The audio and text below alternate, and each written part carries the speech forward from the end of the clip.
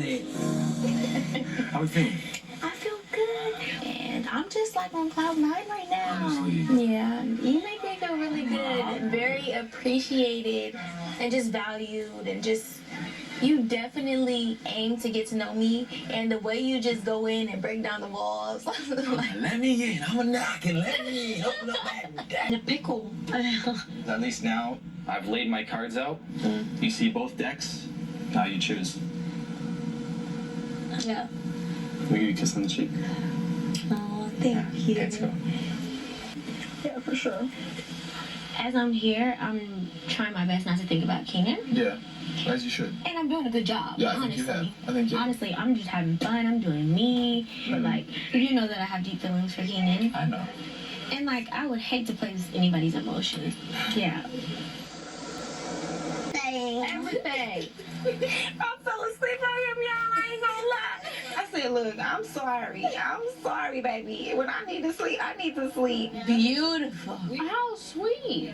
I really am happy that Destiny had this time in the hideaway with Zay. I've never seen her this happy and smiling, and I just want to keep this Destiny. So I'm back. It is me, Amani. Please do not forget to like and subscribe to my channel, Amani's Vibe. And I decided that I would add my voice to the reviewers of Love Island USA. And I really didn't know what I was getting myself in for. And the reason that I wasn't able to do a review because I struggled.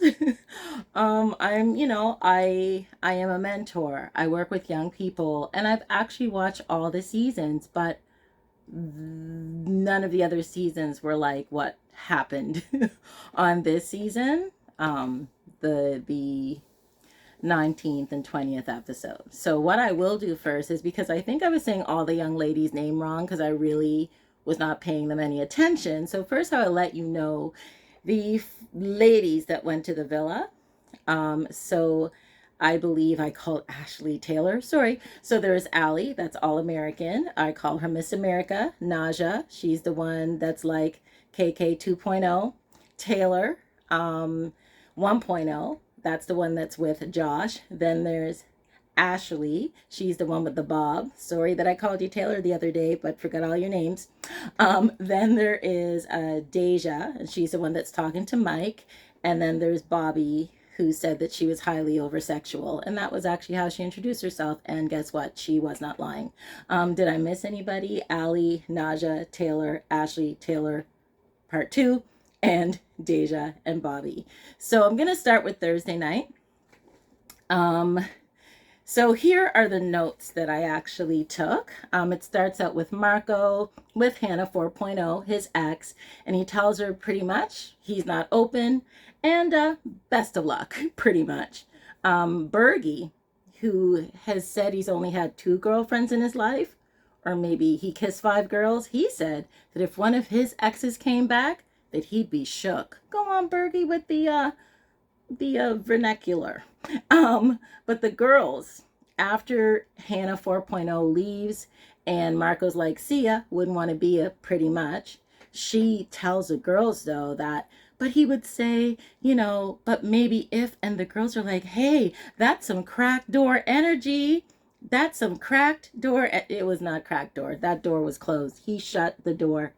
He shut it down because he's all about main girl Hannah right now. Then we cut back to Casa Amor, where Snake Guy, Rob, he's trying to really talk to Carmen. He's asking her, where does she see herself? And she just basically shuts him down because that's what Carmen does. But then he says he just wants to get her in a creek somewhere. It's like Crocodile Dundee. Like, who says that? And she's like, who says that? So that happens. Then they get a text. They get a text, and they each learn in the villa and in Casa Amor that they're going to have raunchy races. I didn't really watch this, but I had to go back because to fast forward. It's a lot for me. Anyways, it's a lot of kissing and positions and things. And at the end of it, Bergie, in between, he gives commentary and says, but how much great experience he's gaining from these from these exercises and these raunchy races. Oh, Bergie. Anyway, at the end of all the raunchiness, it turns out that it's a tie. So nobody wins, and they both win a party. So Casa Amor and the Villa both win a party. It's not just any party. It's a rhinestone sticky party. Anyway, the girls are all talking with KK, and they're saying there's no way that Keenan, and KK's like, there's no way that Keenan's over there kissing anyone that way. Like, how did they win these challenges over us? Meanwhile, over in the villa, Keenan is doing his double talk, something about he has a connection to KK. He needs a connection if there's a connection, but there's a connection, but there's a connection to Keenan needs to Naja and the connection, and he's just doing Keenan expletive Keenan, because I be we, I do, because it's about me, I be you, expletive, the connection. That's what it's like when Keenan talks about his feelings and being torn. That's what I hear. Then Cassie, we go back over to Casa more. Cassie's talking about liking Mattia, and then they both get ready for the adhesive rhinestone party. The girls help to style the guys in Casa more with rhinestones, putting them on their faces. It's all very cute. Then everything is in slow motion as each party do their dance. Their dances usually involve slow motion, gyrating, and everybody's happy during the dancing. They've all got a drink in there. It's just like a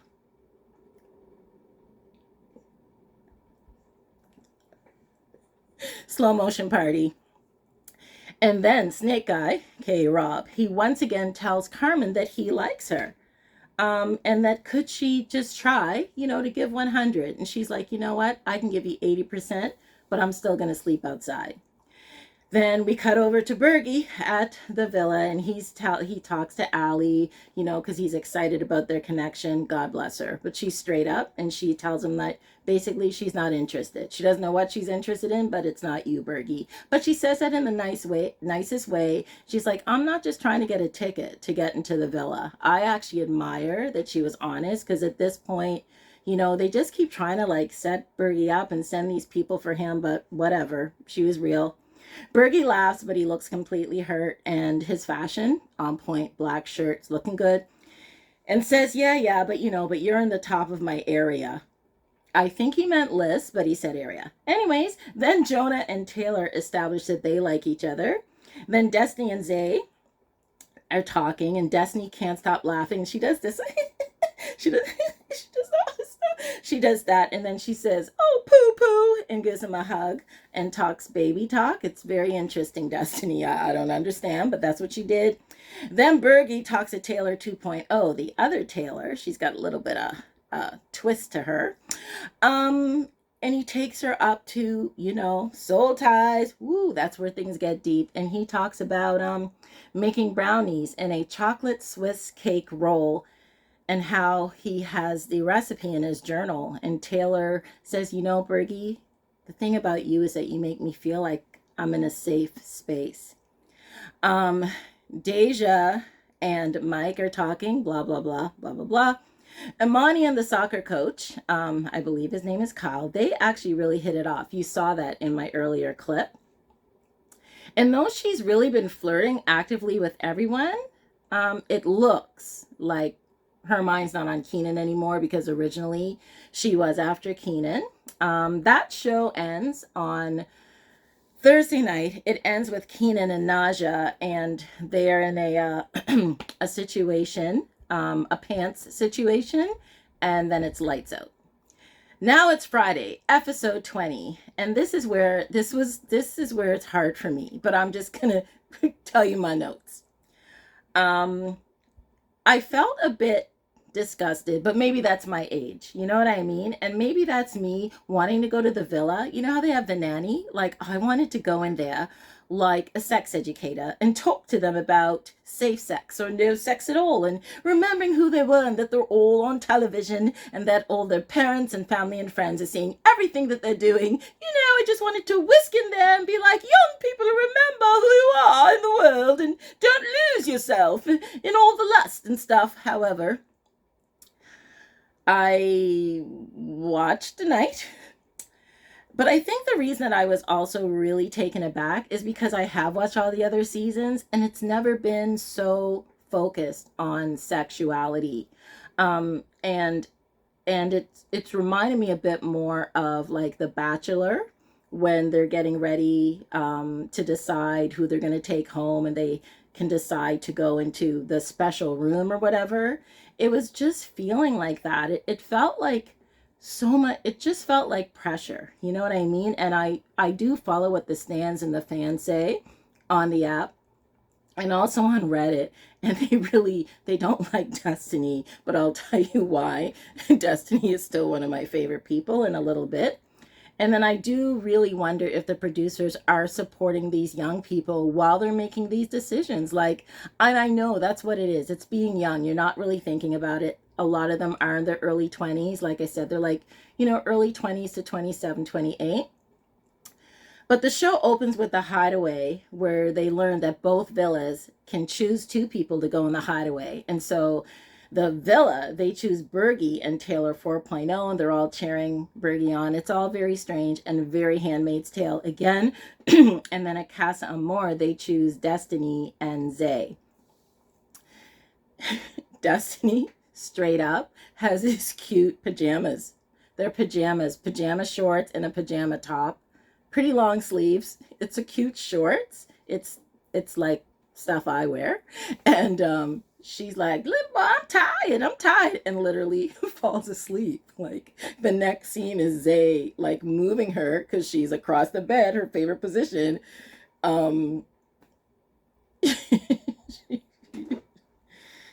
She just went to sleep. I love her. Like, I love that. People, they don't like her and they're saying, why is she there? But maybe Destiny is not there to do what everybody else is doing, which is just like giving up the goods and not thinking about any consequences. She's thinking, I believe, about who she is, and maybe that people are going to see this, and is trying to keep, I think, her morals and standard. That's how I feel. I could be wrong. Maybe Destiny's going to go buck wild in the next section if she stays. I don't know. But her falling asleep killed me.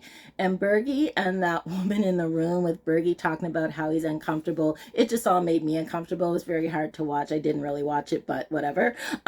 Meanwhile, there are people that didn't need the hideaway at all, because Johnny and Leo pretty much got down to business in the room full of people in the bed. It was just obvious. And then he said, oh God, or oh no. I just kind of don't like that there seems to be not even any respect for the act. And again, this is where my age is going to come in. I'm sorry, y'all. I can't help it. But I mean, I guess I don't expect them to be like, oh, we made mad passionate love, but everything is like expletive, expletive, expletive, expletive, expletive. That's how they all describe it.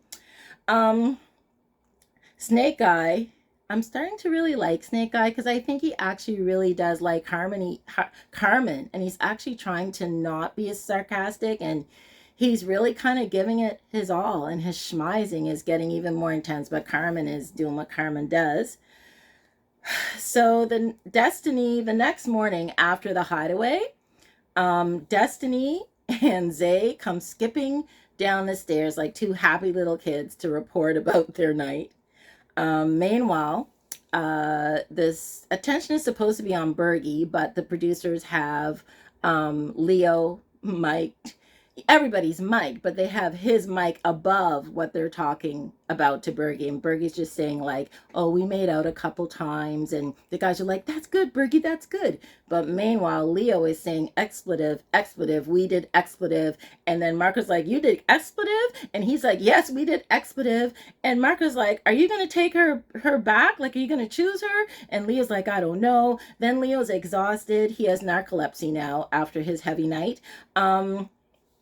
And then he's just pretty much exhausted, And then Johnny uses more expletives to tell Taylor about the expletive night that she had, expletive, expletive, expletive.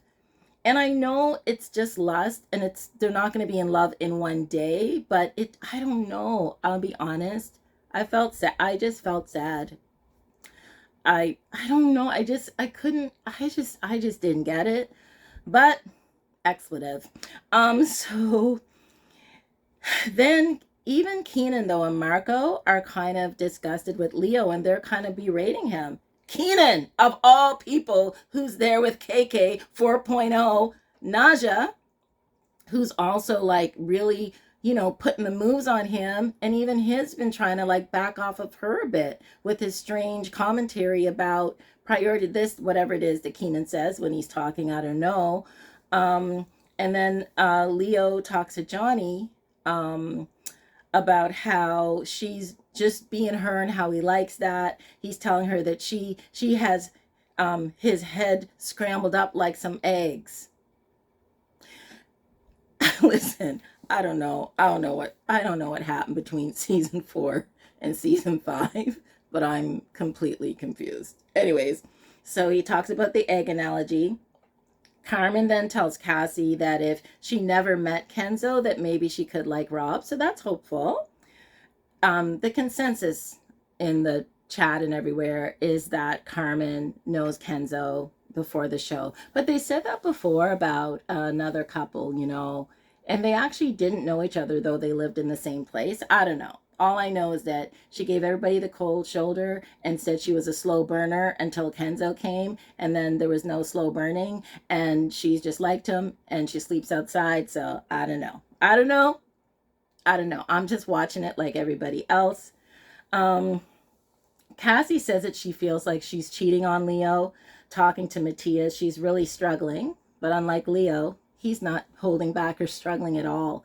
And I originally said that Cassie and Leo were like the same person. I take it back. They are not the same person. Leo has lost his mind, among other things. And I think he's young enough to just not regret anything or think about any circumstances. He's not thinking about what's going to happen tonight when there are new decisions and new coupling ups. Tonight's going to be interesting.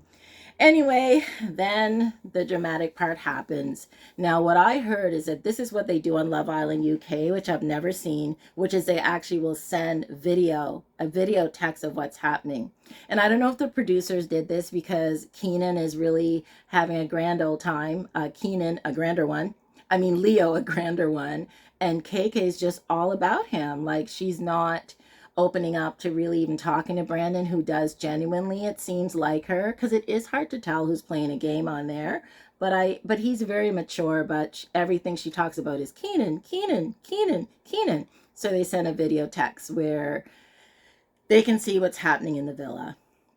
They splice and dice the edits so that Marco looks like he's happy that Hannah's there, but Hannah is like, whatever. I think she's upset, but she's, playing the strong role, like, you know what I mean? It's fine if he wants to do that, but no, she's sticking to her guns. But then they show the video of Keenan during nap time with Naja, and as much as he's reprimanding Leo, that's all I'm going to say on that. So KK is completely distraught. She isn't at first, then it's like she watches it again and then she's on the ground, I think. But I think it's a combination of things, like I said, she's so beautiful and just doesn't seem to know her worth. And honestly, I was like, I'm sad now. Like, I was crying because I've been there too as a young woman. You know what I mean? Like, we've all been there. Like, it's the sad part of like coming of age and getting older. But it just made me sad to see somebody who is so beautiful, who just doesn't seem to know her worth. And that's why I felt sad. And I really, like I said, I do hope they are supporting these young people on this journey. And they do show the scene of Johnny saying the expletive to Taylor. And Cassie's like, but who did she expletive with? And she's like, no, she would be Leo's type. And they convince her no, but I think she looks just like her, so whatever. So that's kind of how it ended, really, with KK crying. and the girls, you know, trying to comfort her. And I will say from this, I'm starting to like Imani more, who I do still think looks like Megan Thee Stallion. Um, and as far as the guys, like, I don't know. Like, Zay, he doesn't have much of a personality. Destiny is just, I don't know. Destiny's comical. But we also don't see everything. And they really have a tendency to edit things. Like, I've learned from doing these reviews and watching other reviewers. So tonight there'll be a recoupling. And tonight's when you'll find out, like, who decided to stay with the new couple or who decided to stay with who they were coupled up with originally. So of course the tension is going to be, will Marco, still wait for Hannah, the original Hannah, main girl can't Hannah. But he really has stayed faithful. And then of course Leo, what's Leo going to do? What's Keenan going to do? The way it's looking right now, it's making it look as if Keenan will choose KK. But wait till KK finds out. It's also making it look like Marco will choose Hannah, but you really don't know what Leo's going to do. And everybody else is kind of like, they're all kind of, not that they don't matter, but they kind of don't.